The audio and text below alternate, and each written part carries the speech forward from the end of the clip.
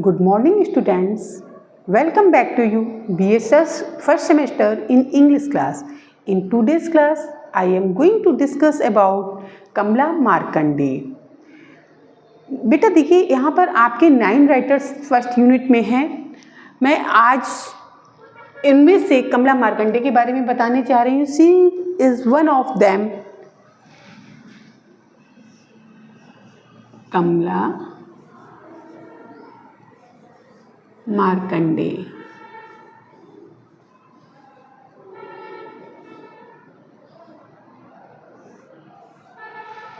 Okay बेटा, she was born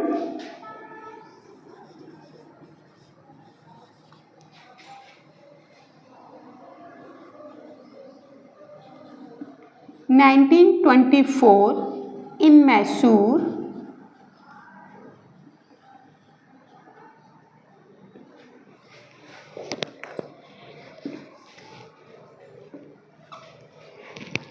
And she was passed away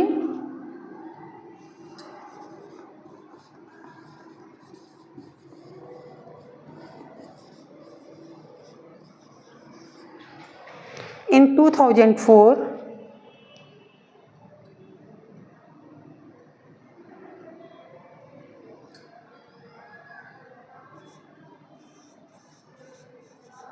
in England. देखिए बेटा, ये पहले तो इंडिया में थी, लेकिन 1947 में जब हमारा देश आज़ाद हो गया उसके बाद ये इंग्लैंड चली जाती हैं. यूके में जाकर वहाँ सेटल हो जाती हैं. वहाँ सेटल होकर एक ये इंग्लिश मैन थे जो आपका जिनका नाम था बर्ट्रैंड टेलर. इनके साथ ही मैरिज कर लेती हैं. ठीक है, she was married with Bertrand Taylor. तो इन्होंने अपना फिर नाम भी चेंज कर लिया बेटा. इनका नाम फिर क्या हो गया? इनका फुल नेम था कमला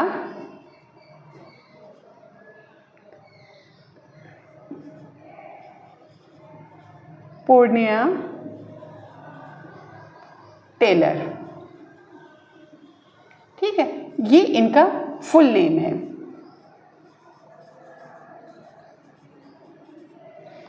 बेटा ये बहुत ही शांत स्वभाव की लेडी थी.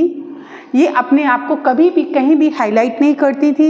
इन्होंने इतना वर्क करने के बावजूद भी कभी भी इंग्लैंड में अपने आप को फोकस नहीं किया. अपने फोकस में नहीं आई कि ये क्या है, क्या करते हैं, इनके बारे में इसलिए ज़्यादा जानकारी नहीं है. लेकिन इनके जो फेमस वर्क रहे थे उनके बारे में हम लोग डिस्कस करते हैं कि इन्होंने इंग्लिश लिटरेचर में इनका कंट्रीब्यूशन किस तरह का है. इन्होंने एक नेक्टर इन अ सीव, वहाँ यूके में रहते हुए भी इन्होंने अपनी इंडिया को through the writing of literature serve करना कंटिन्यू रखा था. नेक्टर इन अ सीव इनका फर्स्ट नॉवेल था जो कि 1954 में आपका पब्लिश हुआ था.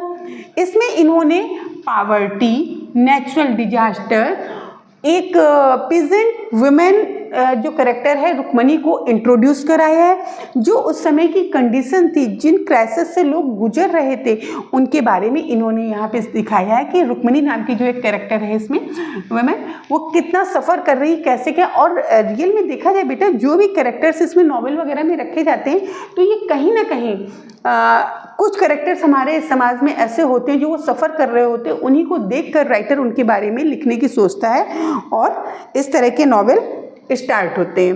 नेक्स्ट इनका था सम इनर फ्यूरी. ये आपका 1955 में पब्लिश हुआ है. इसमें इन्होंने क्या बताया? सम इनर फ्यूरी में इंडियन फ्रीडम मूवमेंट और personal conflict. Indian freedom movement में कितना लोगों को स्ट्रगल करना पड़ रहा है, कैसे कैसे क्या प्रॉब्लम हुई और वो मूवमेंट का प्रोसेस क्या रहा, इन सब के बारे में बताया. उसके बाद इन्होंने अपने पर्सनल कॉन्फ्लिक्ट को भी उसमें दर्शाया है कि उस समय की सिचुएशन क्या थी, कैसा क्या रहा है. इसके बाद हम इनका नेक्स्ट वर्क देखते हैं, a silence of desire. A silence of desire ये 1960 में पब्लिश हुआ है बेटा. इसमें इन्होंने जो फोकस किया है वो किस पर किया है? फेथ पर, रेशनैलिटी पर, ह्यूमन रिलेशनशिप्स पर. कि मतलब किस तरह से हर चीज़ में बदलाव आ रहा है, किस तरह से कितने चेंजेस आ रहे हैं। देखिए, जब हमारा भारत आज़ाद नहीं था उस समय की कंडीशन कुछ और थी, जिस समय आज़ाद हो रहा था तरह तरह के मूवमेंट चल रहे थे, उस समय की सिचुएशन दूसरी थी। आज़ाद होने के बाद, फ्रीडम मिलने के बाद हमारी कंट्री की सिचुएशंस दूसरी थी, तो उसको इन्होंने इसी चीज़ को इसमें डिस्क्राइब किया है। इसके बाद एक इनका नॉवेल था पजेशन। ये कब पब्लिश हुआ? ये बेटा 1963 में पब्लिश हुआ। देखिए, ईस्ट वेस्ट कल्चर की जो प्रॉब्लम है ये पहले भी थी और आज भी है, लेकिन आज तो हमारा वेस्ट कल्चर हमारे ऊपर काफ़ी हावी हो चुका है। लेकिन उस समय जब शुरुआत में जब कोई चीज़ आती है तो उसका बहुत ज़्यादा प्रॉब्लम और साइड इफ़ेक्ट जो कहते हैं हमारी सोसाइटी में आते हैं। उस समय इसकी शुरुआत हुई थी, तो इसका ईस्ट वेस्ट कल्चर के जो कॉन्फ्लिक्ट आ रहे थे, जितने एनकाउंटर्स हो रहे थे, उसको इन्होंने इस नॉवल के थ्रू दर्शाने की कोशिश की है, दिखाने की कोशिश की है। इसके बाद आपका है the coffer dams. The coffer dams आपका पब्लिश हुआ है 1969 में। इसमें इन्होंने एग्जामिन किया है इंडस्ट्रियलाइजेशन को, जो कि ट्राइब, और इसका इम्पैक्ट क्या पड़ता है, impact on tribal communities, impact on tribal communities. इन्होंने एग्जामिन करके बताया है कि इंडस्ट्रियलाइजेशन कैसा क्या हो रहा है। देखिए, औद्योगिकरण तो शुरू हो चुका था, बिना उसके विकास हो नहीं सकता था। जब इंडस्ट्रियलाइजेशन हुआ है तो उसके बाद कैसे क्या इसका इम्पैक्ट आपका ट्राइबल कम्युनिटीज़ पर क्या आया है। इसके बाद हम इनका नेक्स्ट नॉवल देखते हैं, the nowhere man. Nowhere man आपका इसमें इन्होंने हाईलाइट्स किया है रेडिशियल प्रेजुडिसेस को, ठीक है। इसके बाद जो इनका एक नॉवेल और बचता है, टू वर्जिन्स। टू वर्जिन्स में इन्होंने क्या दिखाया है, रूरल इनोसेंस एंड एक्सप्लॉइटेशन।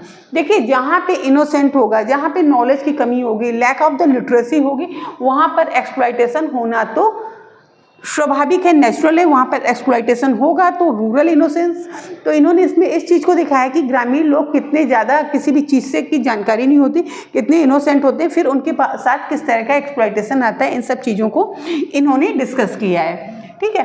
तो बेटा, हमने आपको बताया इनका फुल नेम क्या था, कमला पूर्णिया टेलर था, और इनकी मैरिज किसके साथ हुई थी, एक इंग्लिश मैन थे आपके, ये बर्ट्रैंड टेलर के साथ हुई थी। इनका जन्म हुआ था इनका 1924 मैसूर में, और she passed away in 2004 in England. अब हम आते हैं इनके वर्क की थीम क्या रही है।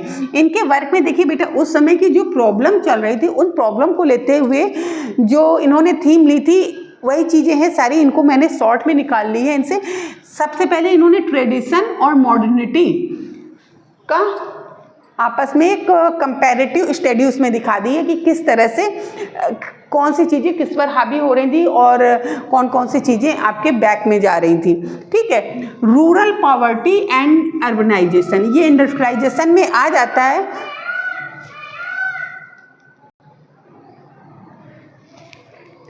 ये इंडस्ट्रियलाइजेशन में आ जाता है कि जो आपकी गरीब लोग थे गांव के, उनको अर्बनाइजेशन करके कैसे क्या चेंजेस किया गया, उनकी जो डेली रूटीन लाइफ थी उसमें किस तरह से चेंजेस आया, ठीक है।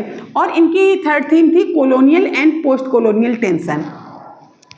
कॉलोनियल, पोस्ट कॉलोनियल क्या, before to freedom and after to freedom, क्या टेंशन्स रही, किस तरह की सोसाइटी में प्रॉब्लम पैदा हो रही थी, कैसे लोगों को सफ़र करना पड़ रहा था, कितनी प्रॉब्लम्स को फेस करना पड़ रहा था। इन सब चीज़ों के बारे में इन्होंने अपने नॉवेल्स में डिस्कस किया।